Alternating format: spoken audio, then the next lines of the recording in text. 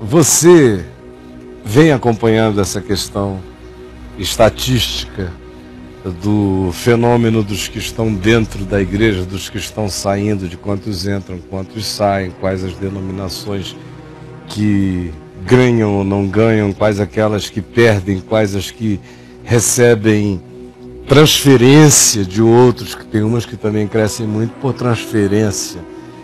Tem grupos que servem de rodoviária, de passagem, uns de rodoviária para o nada, né, depois.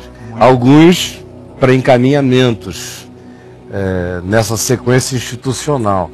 E outros até servem de rodoviária, de uma chegada para pessoas que tiveram um impacto, viram, gostaram, provaram, perceberam que não era, mas foram adiante e no seu ir adiante solitário encontraram encaminhamentos para o coração e para a fé que não estão atrelados ao modelo de visibilidade institucional religiosa que está aí.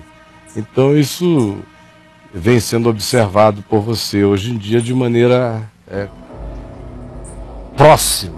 É verdade. Eu observei isso intensamente até uns 15 anos atrás. A EVB, inclusive, tinha uma parceria íntima com institutos de pesquisas dessa natureza no Brasil todo e, além da gente se servir dos dados do IBGE, tinha uma relação íntima com o ISER, Instituto Superior de Pesquisas da Religião. Chegamos a fazer levantamentos que se tornaram um objeto de trabalho, de estudos, de doutorado no Brasil e no exterior. Nós fizemos um levantamento minucioso na década de 90, final dos 80, início dos anos 90, das igrejas no Rio de Janeiro.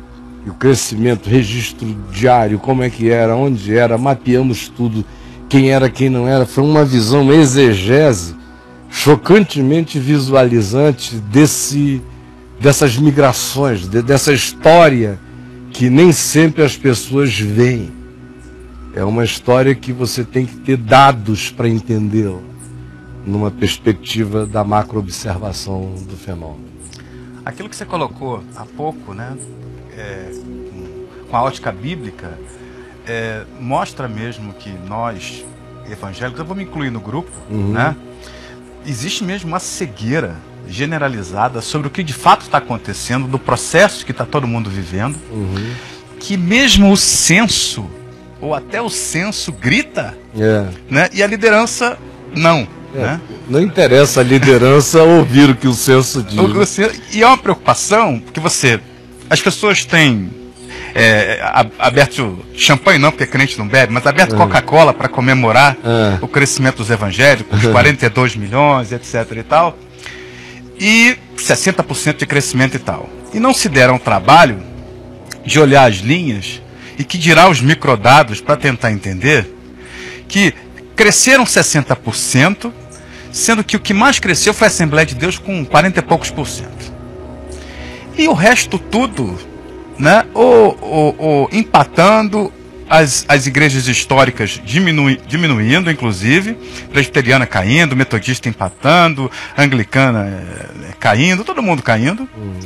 E aí você vai descendo, você encontra uma linha lá. Evangélicos sem vinculação determinada.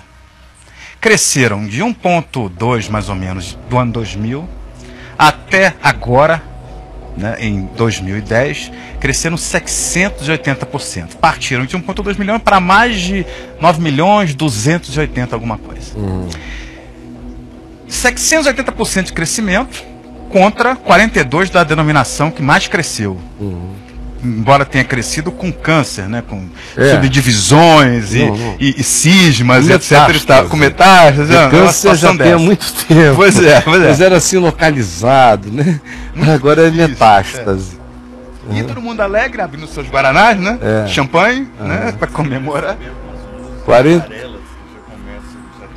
Eu diria que isso é uma luz vermelha, para um dizer uma cacetada divina na cabeça do cara. Olha isso. 42% a Assembleia cresceu de 2001 para cá. 2000 para cá. E os evangélicos como todos 60%, só que, peraí, quem que empurrou esse crescimento? 680%. Esse grupo dos que confessam uma fé que seria mais próxima de uma confissão evangélica, mas que não estão vinculados a nenhum grupo institucional. Cresceram de 1 milhão para 9, quase 10 milhões, um total de 700 e tantos % em 13 anos. Seguindo essa tendência, não, em 10 anos, 10 não anos. sabe, deve estar crescendo mais agora nesses últimos 2 anos. Porque o meu avaliador, o meu pulsômetro diário me diz que nos últimos 2 anos, acelerou, deu uma agalopada. Eu sei. Do ano passado para cá, inclusive, a intensificação foi maior. Significa Braulio, que no próximo que censo tá não aqui, haverá mais evangélicos. O Braulio Se que está aqui, assim, que veio lá da casa dele, que não tem essa história, chegou aqui do nada, a única relação que o Braulio tem com o IBGE do Braulio é esse chat. Todo dia. Imagina como ele se tornou um dos caras no ambiente evangélico mais bem informado é o estetoscópio do Brasil. O Braulio sabe, porque vai do pastor do grupo maior que escreve aqui a qualquer um outro contando a coisa mais íntima da vida. E o Braulio olha aqui, ele já teve perplexidades variadas, hoje em dia ele entende a alma. Já até diz, hoje está assim, ele vai dando o diagnóstico. Agora, uma coisa que eu vejo interessante na observação dele é que ele diz, Caio, mudou de novo o público. O público, porque a gente tem, claro, que quem chega aqui fazendo perguntas, vai fazer um tempo. Depois de um tempo ela continua assistindo, mas ela já tem menos perguntas a fazer. Ela tem soluções incorporadas, ela já achou seu caminho, ela está muito mais ouvindo, se alegra, ri, se atualiza, se informa.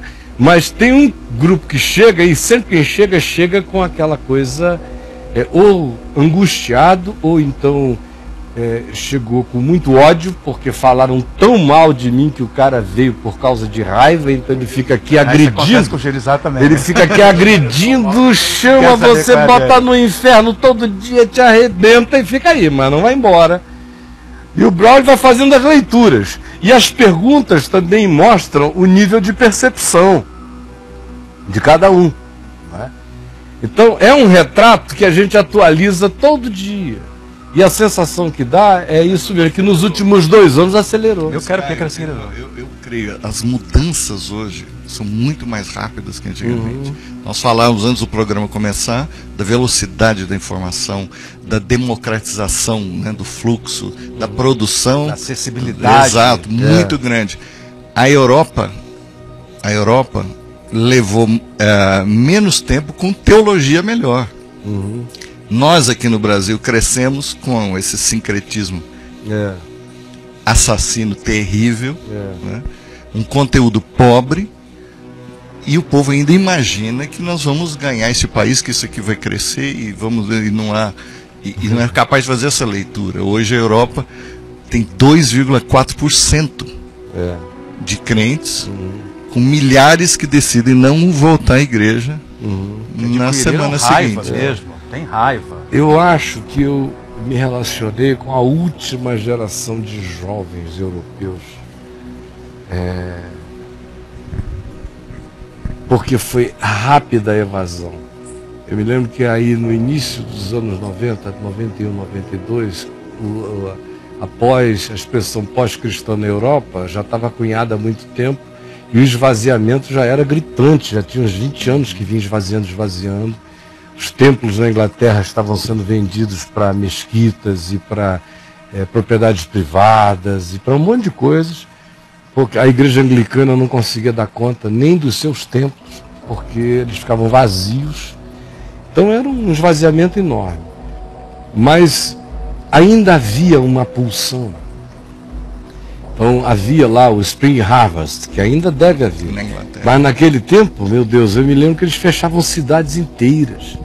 Ainda tinha aqueles movimentos de reunião de jovens, como esses de Dresden e de outros países, em que vinham jovens da Europa inteira, eles fechavam uma cidade de 500 mil habitantes. Dia do jovem, dia da juventude. E jovens legais que você via a compreensão. Eu dizia aqui quando eu voltava, como eu tinha prazer em ensinar o Evangelho na Inglaterra, na Alemanha, na Holanda, em outros países, porque o nível de compreensão do que eu dizia era muito maior. Era fácil a percepção. Aqui você repetia, não entrava. Lá você dizia, o pingo era letra. Boa teologia, pensadores e tudo. E assim mesmo você vê, não seguraram a onda. Não. Porque é algo indefensável. Foi o que honestamente eu percebi e escrevi sobre isso há uns 30 anos atrás no Jornal do Brasil. Sobre a indefensabilidade do cristianismo histórico.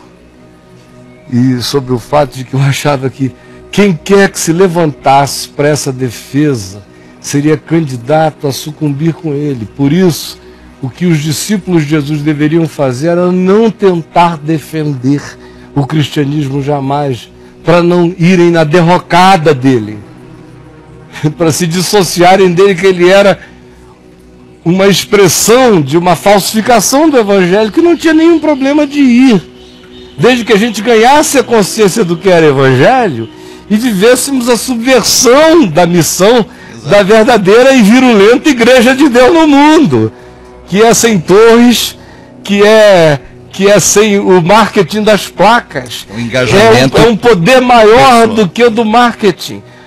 É o poder da subversão. A gente volta às origens da subversão. E maior que o das leis, né? Nós estamos querendo cristianizar você o Brasil, veja só, na reivindicação de direitos, de leis e tal. É o crescimento da lei. É isso mesmo. E você veja que vocês acabaram de dizer aqui, comprova esse fato, de que as lideranças, que são as que usam televisão, marketing, isso tudo, que fazem essa propaganda para quem está fora, entrar na grande garganta da porta da rua, onde Deus mora, na goela da gente. Venham aqui, Deus mora aqui, reino de Deus é aqui, entrem na minha garganta. Aí eles abrem com marketing, propaganda, televisão, discurso. Tá lá, falando. Nem se deram conta de que o que mais cresceu não foram eles, foram os não eles. Os não eles.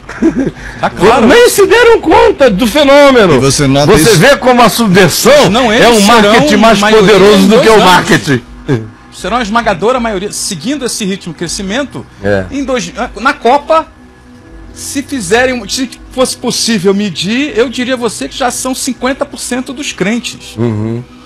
E se seguir mais um ano e pouco, será a maioria. Agora, a taxa de crescimento, a diferença é brutal.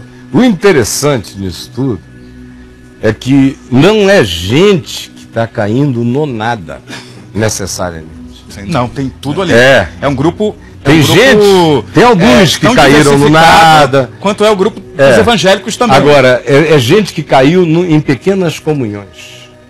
Pequenos grupos, gente que vai no café com donuts, no Starbucks, gente que se reúne em shopping, gente que vai, 2, 3, 4 casas, apartamentos, churrascos de comunhão.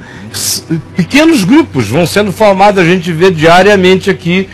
O que se abre é tanto pequeno grupo que eu tomei uma decisão aqui no Caminho da Graça. O Caminho da Graça, teoricamente, não abre mais grupo, além dos que já permitiu que fossem abertos. Daqui para frente, a gente não quer virar um outro monstro desse. Uma placa de e também daqui a pouco está com 4 mil grupos, 5 mil, 10 mil, e aí vira só nhenhenhenhenhen.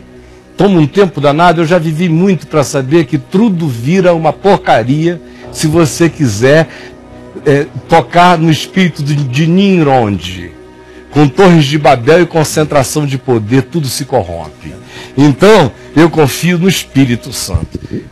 Há um ano e pouco atrás, eu falei para a moçada aqui do Caminho, eu falei, a gente não vai mais precisar abrir grupo nenhum, e só se for uma coisa muito especial. Do contrário, não. É melhor estimular todo dia esse espontaneísmo que vai surgindo, vai acontecendo. Porque se tentar organizar, piora, não vai dar conta. O que é bom é tentar ajudar as pessoas a saberem quem ser, saberem o que dizer, saberem o que evangelho é, saberem o que significa andar com Jesus hoje. É só isso. O resto Mas, Caio, Elas vão encontrando o caminho. isso vai tirar o nosso poder. Hã?